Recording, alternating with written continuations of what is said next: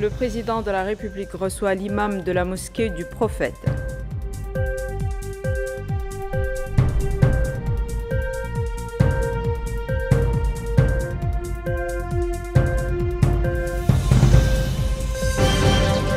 Le président de la République pose à Agjoujt la première pierre du futur centre hospitalier de la wilaya de Linchiri.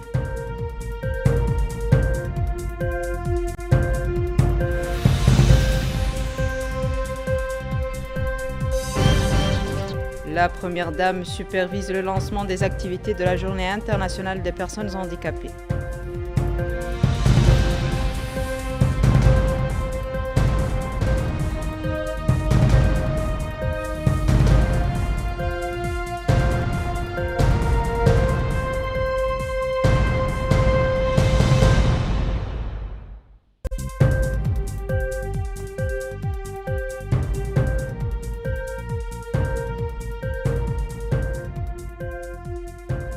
Bonsoir mesdames, mesdemoiselles et messieurs, merci de vous joindre à nous. Comme annoncé dans les titres, le président de la République, M. Mohamed El-Cheikh Ghazouani, a reçu ce jour au palais présidentiel l'imam de la mosquée du Prophète, Dr Cheikh Ahmed Ben Ali Al-Hudayfi.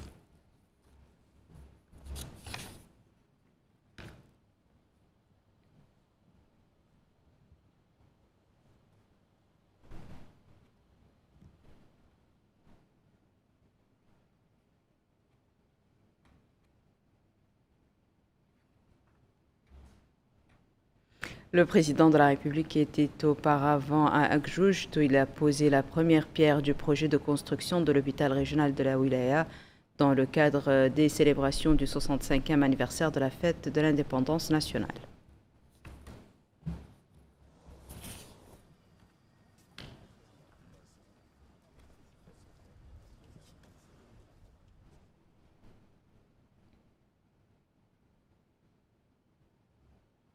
Je vous le disais tantôt, le président de la République a supervisé cet après-midi à Agjoujt la pose de la première pierre du futur centre hospitalier régional de Linchiri, la première du genre au niveau de la Wilaya.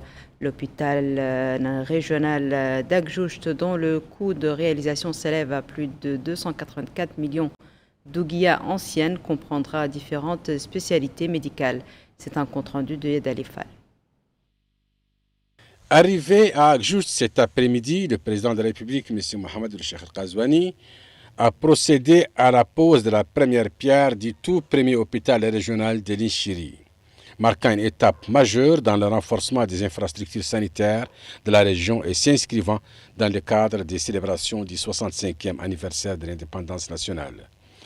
Le projet s'inscrit dans le programme d'urgence visant à généraliser l'accès aux services essentiels pour le développement local. Classé catégorie H1, l'hôpital disposera d'une capacité de 80 lits et s'étendra sur une superficie totale de 8630 m². L'établissement comprendra des services d'urgence, de chirurgie, de maternité et de pédiatrie, ainsi que des laboratoires, des services de radiologie, de consultation et des unités de prévention et de vaccination. Il sera également doté de toutes les annexes techniques et logistiques nécessaires pour assurer un fonctionnement optimal. Conçu selon les normes internationales en matière d'infrastructures sanitaires, l'hôpital offrira des soins complets dans des conditions optimales aux habitants de la wilaya.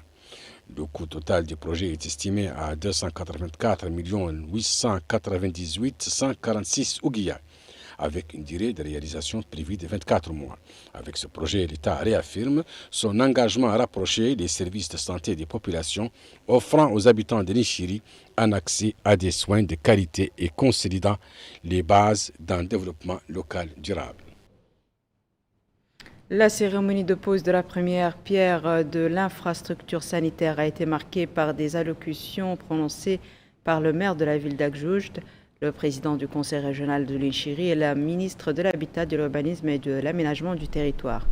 Babacar Nam nous livre les grands axes de leurs interventions. À cette occasion, la ministre de l'Habitat, de l'Urbanisme et de l'Aménagement du territoire, Naha Mint Hamdi Oul Moknas, a expliqué que le projet de construction de l'hôpital régional d'Agjoujt, dont le président de la République a posé la première pierre aujourd'hui, s'inscrit dans le cadre du programme d'urgence visant à généraliser l'accès aux services de base pour le développement local. Elle a précisé que cet établissement, classé dans la catégorie H1 et d'une capacité de 80 lits, est conçu selon les normes techniques requises pour les établissements de santé internationaux et comprend tous les départements médicaux. Elle a ajouté que cet établissement de santé sera équipé par des dernières technologies requises, notamment un réseau électrique et des systèmes de gestion, afin de fournir des services de santé de qualité aux citoyens. Le ministre a expliqué que son département a récemment réalisé, en collaboration avec le ministère de la Défense, des plans d'urbanisme pour l'extension et la restructuration de plusieurs villes. De son côté, le président de la région de Linchéri a souligné l'importance de cet établissement qui permettra de renforcer l'accès des citoyens aux services de santé, précisant que cette réalisation, qui était un rêve pour la population, s'est concrétisée aujourd'hui avec le président de la République, Mohamed Ould Cheikh El Ghazouani, et deviendra dans quelques mois un complexe de santé intégré offrant des services précieux aux citoyens. Il a salué les choix du président de la République pour renforcer le développement et établir un état d'institution tel que le projet de l'école républicaine, le rejet des inégalités sociales, la lutte contre la corruption et la réhabilitation des personnes expérimentées et compétentes. À son tour, le maire de la commune d'Agjouj a affirmé que la présence du président de la République pour la pose de la première pierre de l'hôpital régional de la wilaya de Linchéri témoigne de son souci d'améliorer les conditions de vie des citoyens, de renforcer les infrastructures de base et de développer les installations vitales.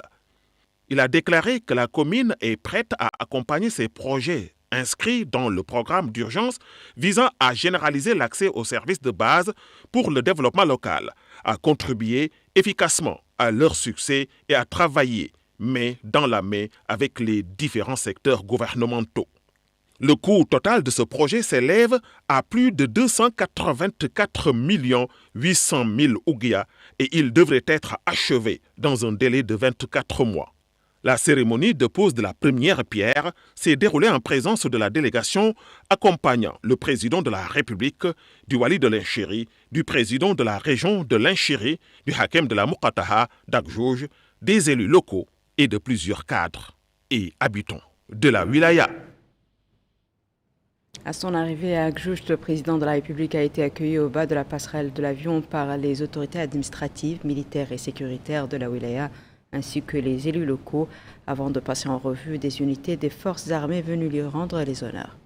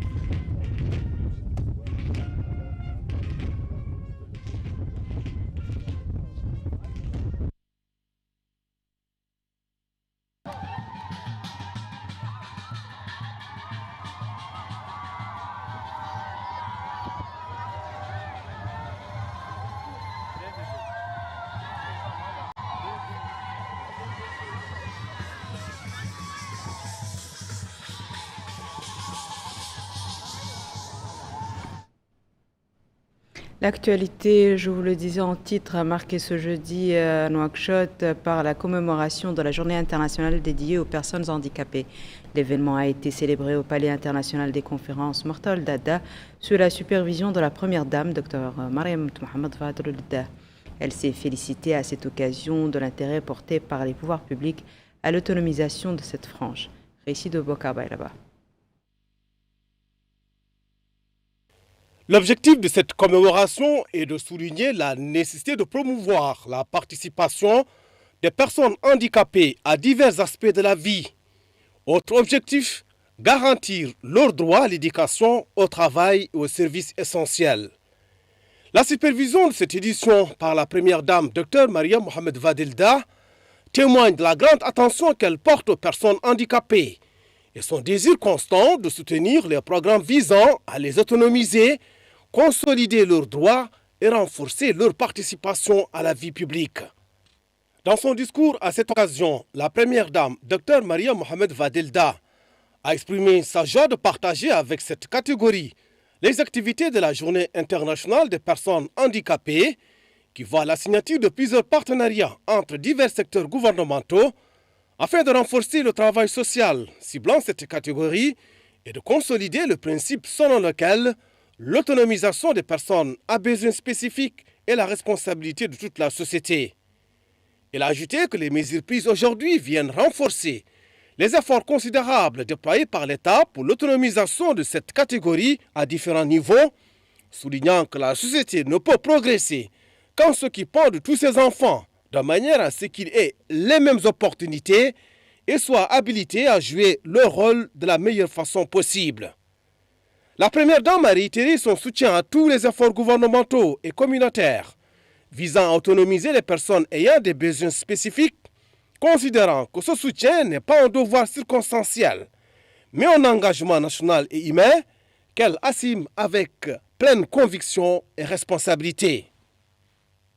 Et à cette occasion, la ministre de l'Action sociale de l'enfance et de la famille, Mme Sefi Amin Tistaha, a déclaré que la Mauritanie a réalisé des progrès significatifs sur la voie de l'inclusion sociale ces dernières années, notamment l'adoption de la stratégie nationale pour les personnes handicapées, l'intégration de la dimension du handicap dans le recensement général de 2024, l'augmentation du niveau des dépenses publiques allouées à ce groupe, le développement de l'éducation spécialisée, la fourniture d'équipements de mobilité, la délivrance de cartes d'invalidité à plus de 18 000 personnes, en plus de la fourniture d'une assurance maladie et de transferts monétaires à des milliers de familles et enfants handicapés.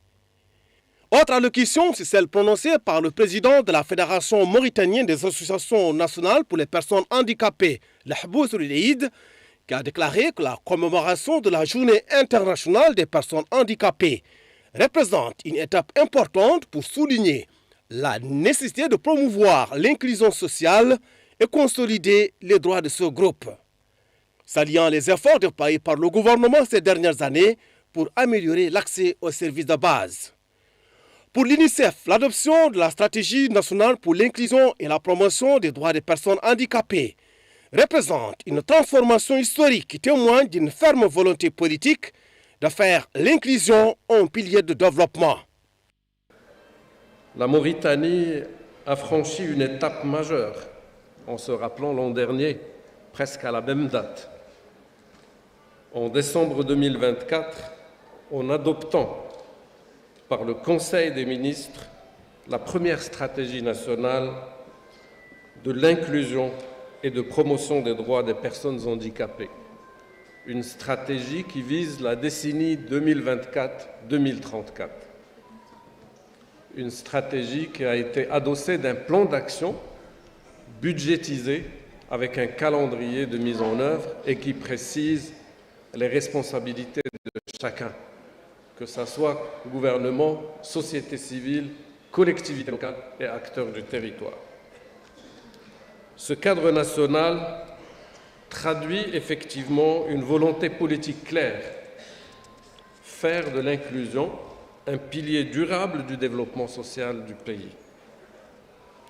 En ligne avec la Convention des Nations Unies relative aux droits des personnes handicapées, La stratégie nationale de la Mauritanie fixe des engagements intégrés et concrets, qu'il s'agisse de l'accessibilité physique, la mobilité, les transports, de l'adaptation des services publics, de la santé, de l'éducation ou de l'accès, évidemment, à l'emploi, à la participation et à la citoyenneté. Pour la République fédérale d'Allemagne, la commémoration de la Journée internationale des personnes handicapées nous rappelle une vérité fondamentale. La valeur d'une société se mesure à sa capacité d'offrir à tous un espace juste et accessible. La célébration d'aujourd'hui montre une volonté nationale affirmée d'avancer vers une Mauritanie où les personnes handicapées disposent des mêmes possibilités que les autres citoyens. Cette orientation est essentielle pour la cohésion sociale et la stabilité à long terme. La Mauritanie est un partenaire important de l'Allemagne, ce qui est illustré par une intensive coopération entre nos deux pays. Au-delà de la coopération bilatérale, l'Allemagne fournit un soutien d'ampleur et dans la durée au programme de résilience, de protection sociale et de soutien aux réfugiés, mis en œuvre par l'UNICEF, le PAM et le UNHCR en Mauritanie. L'objectif commun de ces programmes, soutenir les personnes les plus vulnérables. Dans ce cadre, l'Allemagne attache une grande importance à l'autonomie des personnes handicapées. La cérémonie a également donné lieu à la signature d'un accord de coopération entre le ministère de l'Action sociale de l'enfance et de la famille et la délégation générale à la solidarité nationale et à la lutte contre l'exclusion Taazour. Objectif, renforcer leur partenariat dans la mise en œuvre de programmes destinés aux personnes handicapées. La cérémonie comprenait également des présentations et des segments consacrés à la mise en valeur des expériences nationales dans le domaine de l'inclusion et de l'autonomisation, ainsi que la démonstration des efforts visant à soutenir la participation de ce groupe dans divers domaines socio-économiques. Le Premier ministre, M. Mokhtar Ould Diaye, a présidé hier à la réunion du comité ministériel chargé de la classification des entreprises. Celle-ci était consacrée à l'évaluation du processus de classification des entreprises plus d'un an après le début de l'opération.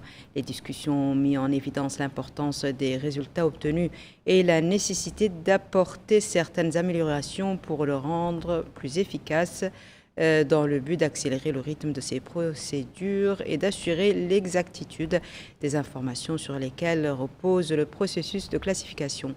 Le Premier ministre a souligné que cette évaluation s'inscrit dans le cadre des directives du président de la République, M. Mohamed El-Cheikh El-Ghazouani, visant à développer le système des marchés publics d'une part et à organiser et moderniser les entreprises opérant dans le domaine de ces marchés d'autre part, afin de consolider le principe de transparence, d'équité et de concurrence loyale et d'améliorer le climat des affaires, du service du développement national et du renforcement de la confiance des acteurs économiques. Le Premier ministre a en définitive chargé le comité technique de formuler des propositions et des améliorations qui tiennent compte du renforcement de la présence du numérique et garantissant l'efficacité et la rigueur dans l'application de la loi. Le ministre de la Justice, ministre par intérim des Affaires étrangères, de la coopération africaine et des Mauritaniens de l'extérieur, M. Mohamed El Soueidat, accompagné de son collègue des Affaires économiques et du développement, M. Abdallah El Suleiman Chersidia, ont représenté le gouvernement à la réception organisée hier soir par l'ambassadeur des Émirats arabes unis dans notre pays, M. Ahmed Khan Mohamed El Mouhiri, et l'occasion de la fête nationale des Émirats arabes unis. L'ambassadeur a souligné dans son discours que les Émirats arabes unis, partant de leur politique étrangère équilibrée et ouverte et qui croit en la promotion du dialogue et de la coopération internationale, tiennent à renforcer les liens de partenariat avec la Mauritanie dans divers domaines afin de servir les aspirations des deux peuples frères vers davantage de progrès et de prospérité. Le ministre de la Défense, des Affaires des retraités et des enfants des martyrs, M. Hanan Ould-Sidi, s'est entretenu aujourd'hui dans son bureau avec le chargé d'affaires de l'ambassade des États-Unis dans notre pays. L'entretien a porté sur la coopération bilatérale et les moyens de les renforcer, notamment dans le domaine de la défense. Début ce matin à Nouakchott des travaux de l'atelier consacré à la restitution du rapport de la mission des Nations Unies pour la lutte contre la désertification. L'atelier est organisé par Ma'ad Mauritanie en collaboration avec l'initiative mondiale du G20 pour la réhabilitation des terres. C'est un compte-rendu de Yad Alifal.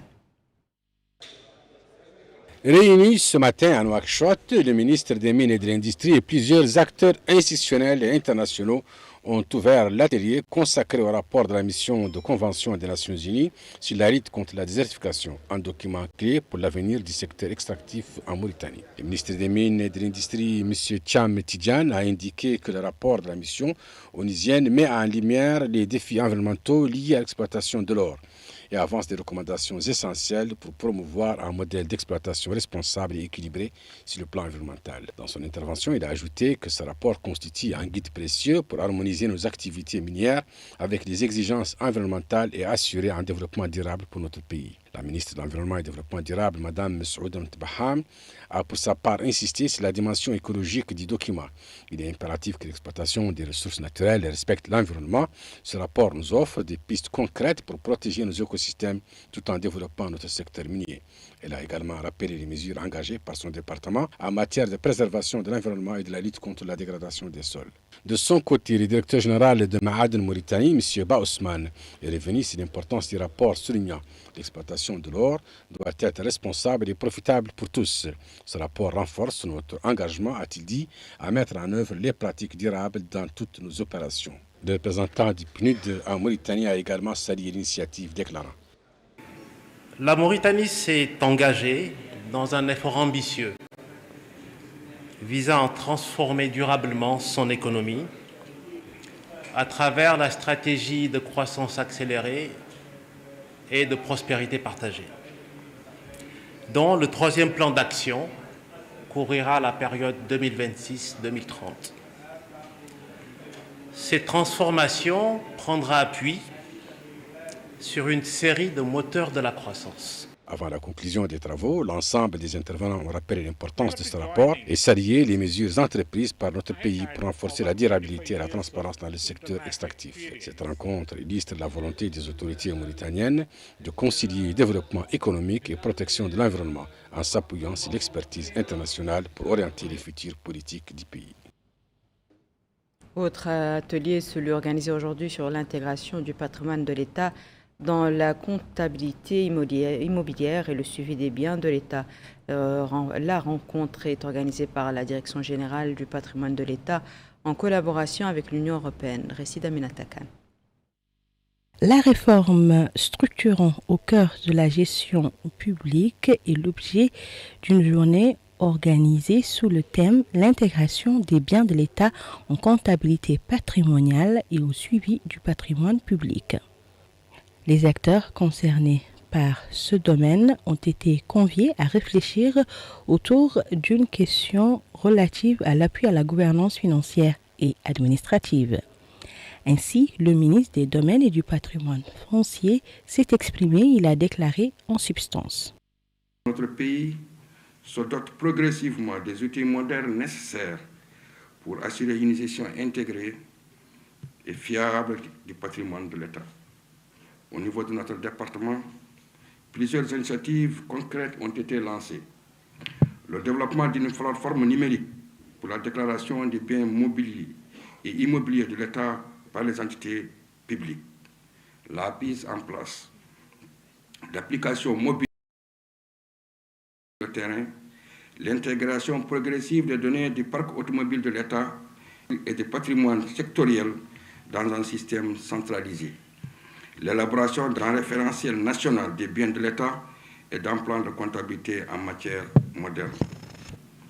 La réussite de cette initiative, de cette réforme, repose sur l'engagement collectif de tous les acteurs publics.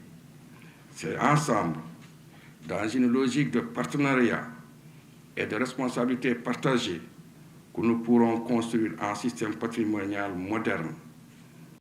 Les partenaires techniques et financiers ont aussi pris la parole, notant l'importance de la réforme financière et administrative pour garantir la comptabilité patrimoniale et le suivi du patrimoine public. Il est à noter qu'au cours de la rencontre, un exposé détaillé axé sur le programme d'appui à la gouvernance financière et administrative a été présenté au public. On en vient à présent à la conférence de presse du gouvernement animée hier après le Conseil des ministres par le ministre de la Culture, des Arts, de la Communication et des Relations avec le Parlement, porte-parole du gouvernement, M. Hussein Medou, et son collègue des domaines du patrimoine de l'État et de la réforme foncière, M. Nyang Mamadou. C'est un compte-rendu de Fatima Tadé. Garantir un meilleur cadre de vie, moderniser les infrastructures, renforcer la transparence, ce sont les objectifs au cœur des décisions dévoilées ce mercredi soir par les membres du gouvernement à l'issue du Conseil des ministres. Le porte-parole du gouvernement a annoncé l'adoption des mesures structurantes. Parmi elles, le nouveau plan de lotissement de Zouérat, la concession d'un terrain pour un abattoir moderne à Nouakchott et l'annulation de permis de recherche minière. Le porte-parole a tenu à rappeler l'engagement du président de la République à régler définitivement toutes les formes d'injustice, notamment le passif humanitaire, grâce à une commission active depuis 3 ans. En fait, il a confirmé que le recrutement annoncé de 3000 jeunes se fera selon les besoins réels des ministères et dans le respect des règles de transparence avant de réaffirmer l'engagement du gouvernement en faveur d'un dialogue politique inclusif dont la seconde phase démarrera prochainement. Pour sa part, le ministre des Domaines a expliqué que le lotissement de Zouérat, qui s'étendra sur 1590 hectares, dont 1120 réservés à l'habitat, répond à la pression urbaine croissante liée à l'orpaillage artisanal et au mouvement migratoire. Le ministre a également présenté le futur abattoir moderne de Nouakchott, prévu sur un terrain de 15 hectares à Toujounine. Une infrastructure stratégique destinée à professionnaliser la filière des viandes rouges. Mécanisation, laboratoire sanitaire, traitement des eaux usées, chaîne du froid, tout pour renforcer la sécurité sanitaire et améliorer la qualité des produits. À l'Assemblée nationale, la Commission des finances a examiné et discuté ce jeudi le budget du ministère de l'Intérieur, de la promotion et de la décentralisation et du développement local dans le cadre du projet de loi de finances publiques de l'État pour l'année 2026. La Commission a suivi une présentation faite par le ministre de l'Intérieur, de la décentralisation et du développement local, M. Mohamed Ahmed Mohamed Emin, qui a abordé les chapitres de ce budget qui s'élèvent à plus de 7 milliards 160 millions d'MRU et les domaines de sa dépense.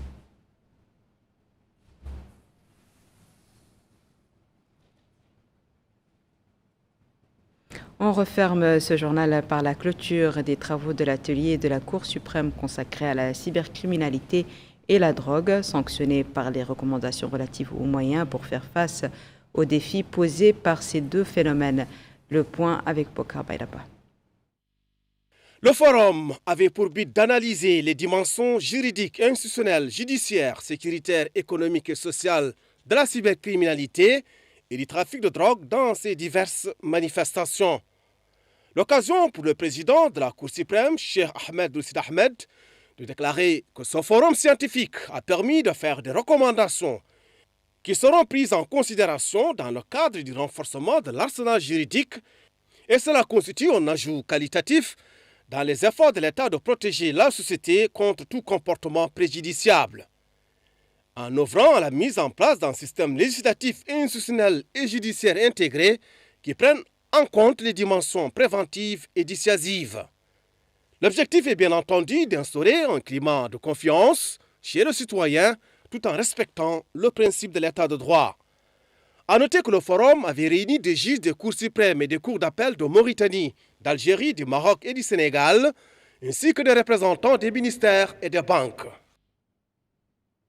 Ce sera tout pour ce journal, mesdames et messieurs. À présent, la rappel des titres.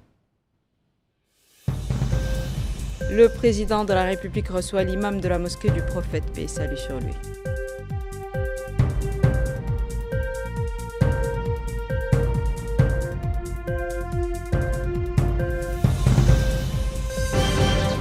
Le président de la République pose à Agjoujt la première pierre du futur centre hospitalier de la wilaya de Linchiri.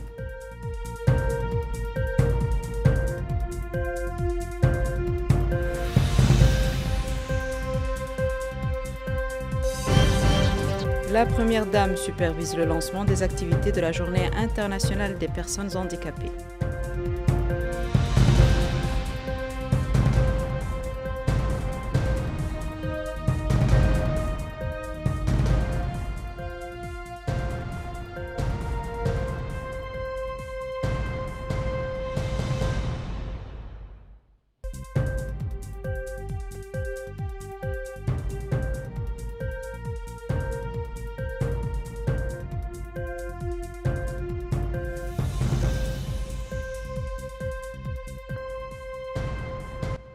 C'est la fin de ce journal, mesdames et messieurs. Merci à vous de nous avoir suivis. Merci de votre fidélité. On se retrouve demain à la même heure, Inch'Allah.